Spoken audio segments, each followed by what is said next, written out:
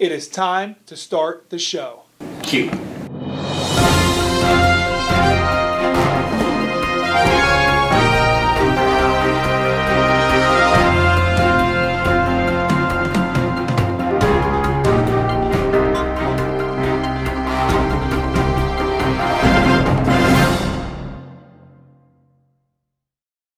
Good morning, Jefferson. Today is Tuesday, September 10th. I'm Rachel Salway. And I'm Ryan Smith. Would you please rise for the Pledge of Allegiance?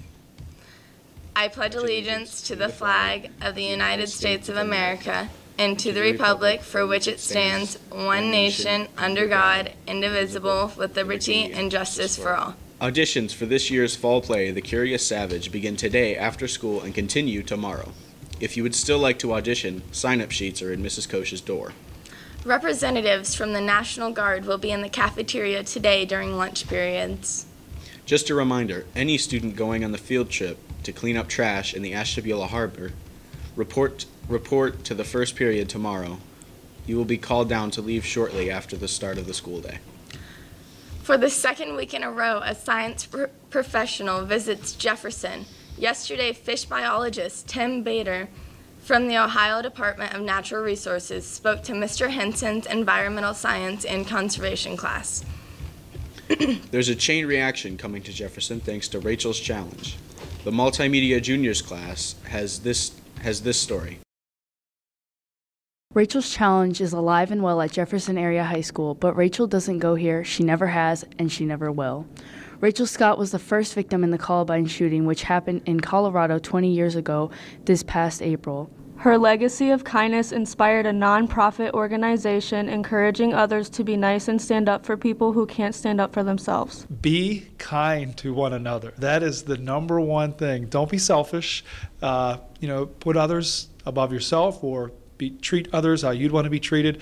That's the number one way to do it. But also we have to do something to demonstrate it, so an overt act to help somebody. So how do we do that? We are going to start the chain of kindness, the chain reaction, where if somebody does something kind for you, does something nice, goes out of their way, you can show your appreciation by taking one of these paper chains that teachers will have in their classroom, can write on it, and then turn them into the guidance office, and then once a week we will be connecting the chains and then hanging them throughout the school. So what exactly is an act of kindness? Maybe it's as simple as carrying books for a friend or inviting someone you don't normally sit with to eat at your lunch table. Or as Rachel's Challenge team member Maddie Smith suggests, simply by saying hello to someone. If you see someone in the hall who might be having a bad day, ask them how they are, say hi. The hope is that more people will feel accepted.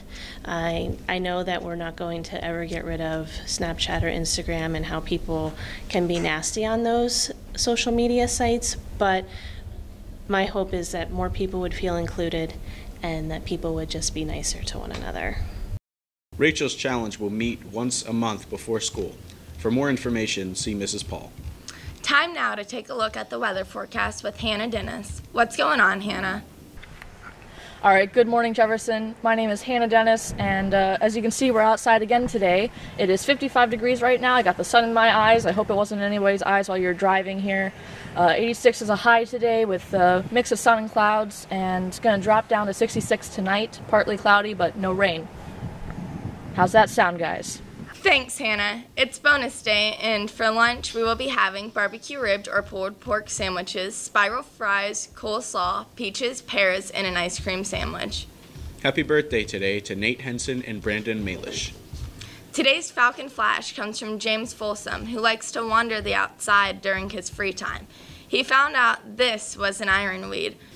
Lots going on in the world of sports. Let's send it over to Andrew Hamper to tell us more. Good morning, Jefferson. I'm Andrew Hamper. We're talking sports. Our Lady Falcons soccer team took a hit last night. They lost 8-2 against the Hubbard Eagles. The girls play home tomorrow versus Niles McKinley at 7 p.m. The boys golf team lost to Geneva yesterday, 164-174. Ethan Butcher hit the lowest with 41 strokes. The boys play again today versus Niles McKinley at home. A couple of games tonight. The girls tennis team play away versus Perry. The volleyball team faces the South Range Raiders tonight away. Action starts at 7, and our boys soccer team play the Hubbard Eagles home tonight. Come join. The game starts at 7. That's all I have for sports. Let's go back to the desk. Thanks, Andrew. That does it for our morning announcements. Have a fantastic day, Falcons. Miles.